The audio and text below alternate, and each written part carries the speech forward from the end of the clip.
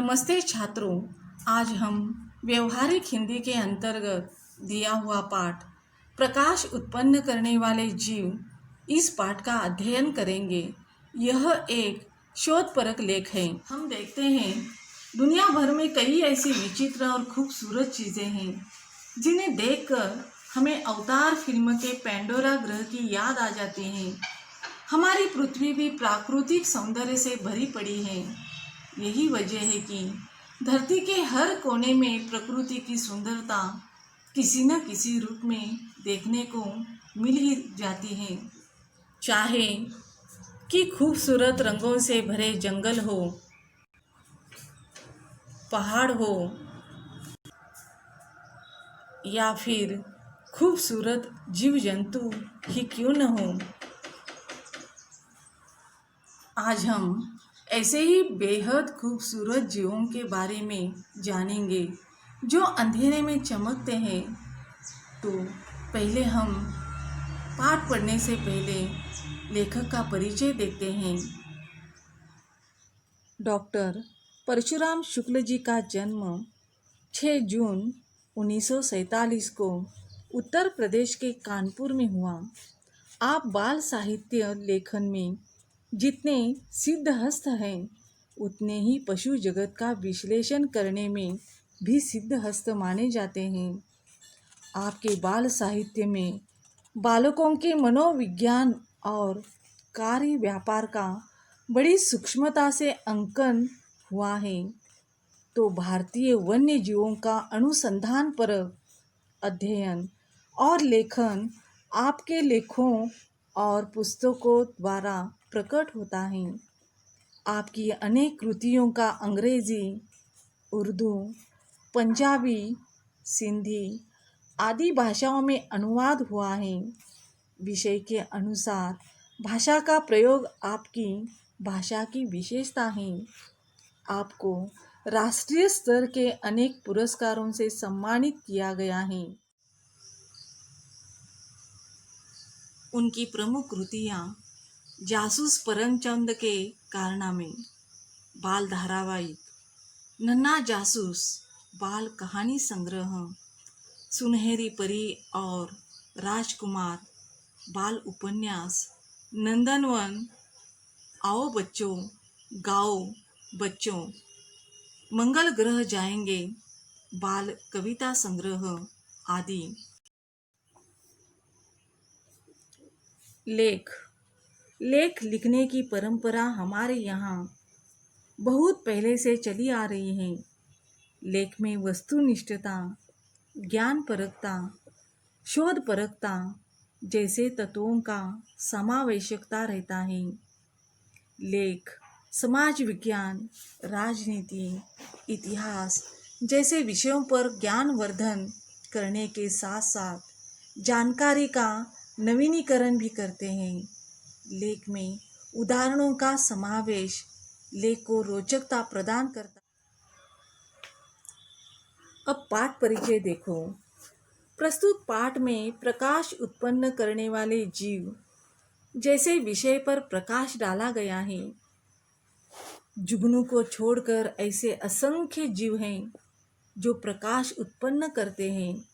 यानी यहाँ जुगनू को छोड़कर कहा है जो प्रकाश उत्पन्न करते हैं।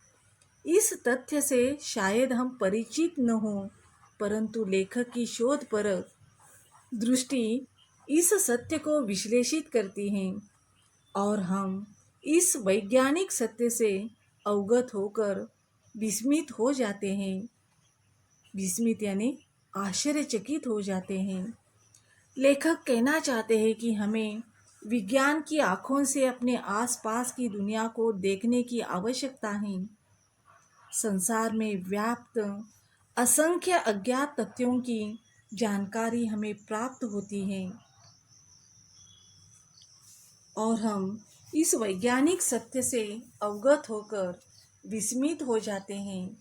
लेखक कहना चाहते हैं कि हमें विज्ञान की आँखों से अपने आसपास की दुनिया को देखने की आवश्यकता है।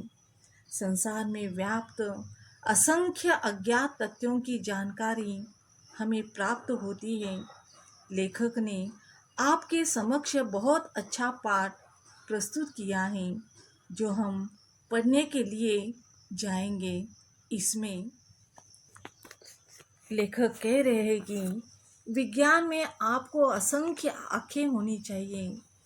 जब आप देखते हैं तो जब कोई वैज्ञानिक एक्सपेरिमेंट करता है तो बहुत सारी चीज़ों के बारे में सोचता है, बहुत सारी चीज़ों को लेकर एक्सपेरिमेंट करता है, तब जाकर एक आपके समक्ष उपचार निकल कर आता है।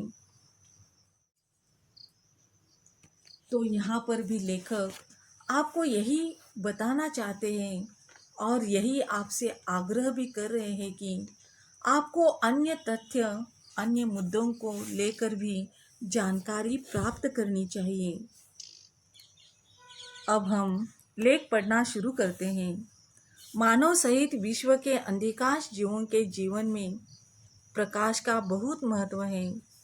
विश्व में ऐसे बहुत से जीव पाए जाते हैं जिनकी आंखें नहीं होती। इनके लिए प्रकाश का कोई महत्व नहीं होता। मोती बनाने वाला समुद्री घोंघा मुक्ता शुक्ति का सर्वोत्तम उदाहरण है। यहाँ पर आपको लेखक कह रहे हैं कि विश्व में ऐसे बहुत सारे जीव पाए जाते हैं जिनकी आंखें नहीं होती हैं, लेकिन इनके लिए प्रकाश का भी कोई महत्व नहीं होता है।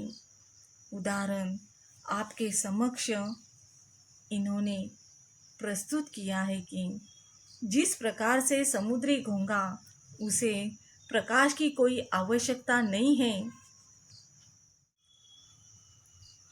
उसे कोई ज़रूरत नहीं है, क्योंकि मोती के अंदर वो छिपा रहता है, वहाँ पर अंधेरा होता है, उसे प्रकाश की कोई आवश्यकता नहीं होती है। इसी प्रकार विश्व में ऐसे बहुत से जीव पाए जाते हैं जिनकी आंखें नहीं होती हैं। इनके लिए प्रकाश का कोई महत्व नहीं होता है। यहाँ लेखक ने हमें उदाहरण दिया है समुद्री घोंघा। इसी प्रकार विश्व में ऐसे बहुत से जीव पाए जाते हैं जो अपना रास्ता मालूम करने के लिए तथा इसी प्रकार के अन्य कार्य करने के लिए अपनी दृष्टि का उपयोग करते हैं। प्रकाश के अभाव में अपने कार्य करना बहुत कठिन हो जाता है। इस समस्या को दूर करने के लिए मानव टार्च, बल्ब एवं इसी प्रकार की अन्य कृत्रिम वस्तुओं का आविष्कार करता है। पशु पक्षी इस प्रकार के कृत्रिम आविष्कार नहीं कर सकते, अतः प्रकृति ने उन्हें विभिन्न प्रकार की सुविधाएं प्रदान की हैं। उदाहरण के लिए उल्लू की आँखें बड़ी होती हैं जिससे वह रात के अंधेरे में सरलता से देख सकता है। रात में शिकार करने वाले जीवों, बाघ, सिंह, तेंदुआ आदि की आँखों की संरचना इस प्रकार की होती है कि वे रात के अंधेरे में अपने शिकार की खोज कर सकते हैं। अर्थात पूर्ण अंधकार की स्थिति में विश्व का कोई भी जीव कुछ भी नहीं देख सकता है। विश्व में बहुत सारे ऐसे जीव पाए जाते हैं जो कि स्वयं का रास्ता मालूम करने के लिए, मार्ग ढूंढने के लिए अपनी नज़रों, अपनी आँखों का उपयोग करते हैं। प्रकाश के अभाव में अपने कार्य करना अपने लिए बहुत कठिन होता है। समझो, हमारे घर की बिजली रात में चली जाती है तो हमें कितनी दिक्कत होती है। अगर एक कमरे से दूसरे कमरे में जाने के लिए हम कोशिश करते हैं तो वहाँ अगर रास्ते पर कुछ पड़ा होता है तो वो हमें दिखाई नहीं देता है, हम गिर पड़ते हैं, हमें लग जाती है, खून भी निकल सकता है। तात्पर्य यह है कि बिना प्रकाश के कारण हमारा एक भी कार्य करना कठिन हो सकता है। यही आपको लेखक यहाँ समझा रहे हैं।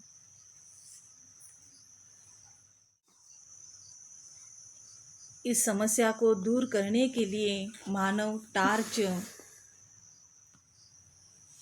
बल्ब एवं इसी प्रकार की अन्य कृत्रिम वस्तुओं का आविष्कार करते हैं।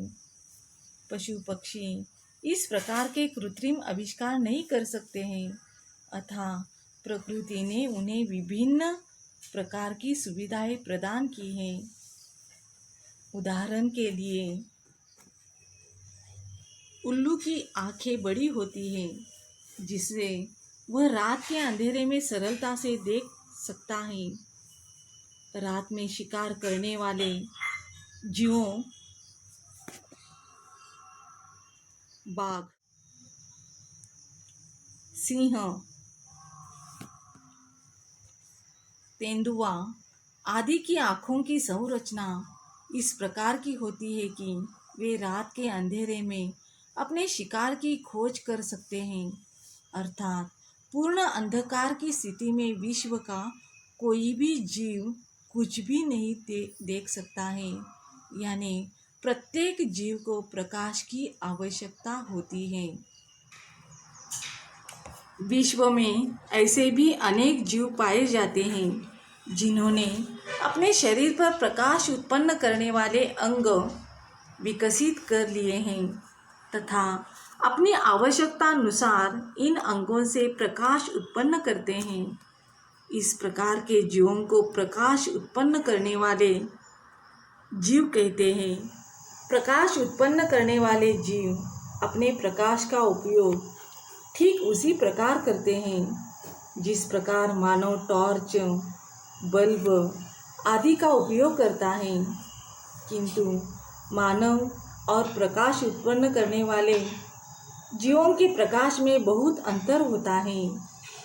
मानव द्वारा तैयार किए गए प्रकाश उत्पन्न करने वाले बल्ब जैसे उपकरणों में तंतु फिलामेंट को इतना गर्म करते हैं कि वह प्रकाश उत्पन्न करने लगता है।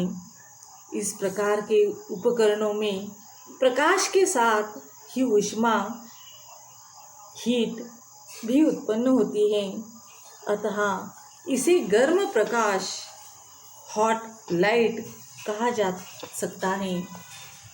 यहाँ लेखक कहते हैं, मानव जिस प्रकार प्रकाश का उपयोग करने के लिए टॉर्च, बल्ब, मशाल, मोमबत्ती, लालटेन आदि का उपयोग करता है, इसी प्रकार प्रकाश उत्पन्न करने वाले जीव अपने प्रकाश का उपयोग करते हैं। मात्र मानव और जीव इन दोनों के प्रकाश में बहुत अंतर यानी फर्क होता है। मानव द्वारा तैयार किए गए प्रकाश उत्पन्न करने वाले बल्ब जैसे उपकरणों में तंतु, तार को इतना गर्म करते हैं कि वह प्रकाश उत्पन्न करने लगता है। इस प्रकार के उपकरणों में प्रकाश के साथ ही ऊष्मा भी उत्पन्न होती है, अतः इसे गर्म प्रकाश कहा जा सकता है। प्रकाश उत्पन्न करने वाले जीव जीवाणुओं द्वारा अथवा अपने शरीर से उत्पन्न रसायनों की पारस्परिक क्रिया द्वारा प्रकाश उत्पन्न करते हैं। इस प्रकार प्रकाश उत्पन्न करने में ऊष्मा उत्पन्न नहीं होती। प्रकाश उत्पन्न करने वाले जीवों के प्रकाश उत्पन्न करने की प्रक्रिया को ल्यूमिनिसेंस कहते हैं। इस प्रक्रिया द्वारा प्रकाश उत्पन्न करने में प्रकाश तो उत्पन्न होता है, किंतु इसमें ऊष्मा नहीं होती, अतः इसे शीतल प्रकाश अथवा ठंडा प्रकाश कहा जाता है। जो प्रकाश उत्पन्न करने वाले जीव होते हैं, वो जीवाणु द्वारा अथवा अपने शरीर से उत्पन्न रसायनों की पारस्परिक क्रिया द्वारा प्रकाश उत्पन्न करते हैं। इस प्रकार प्रकाश उत्पन्न करने में ऊष्मा उत्पन्न नहीं होती। प्रकाश उत्पन्न करने वाले जीवों के प्रकाश उत्पन्न करने की प्रक्रिया को ल्यूमिनेसेंस कहते हैं।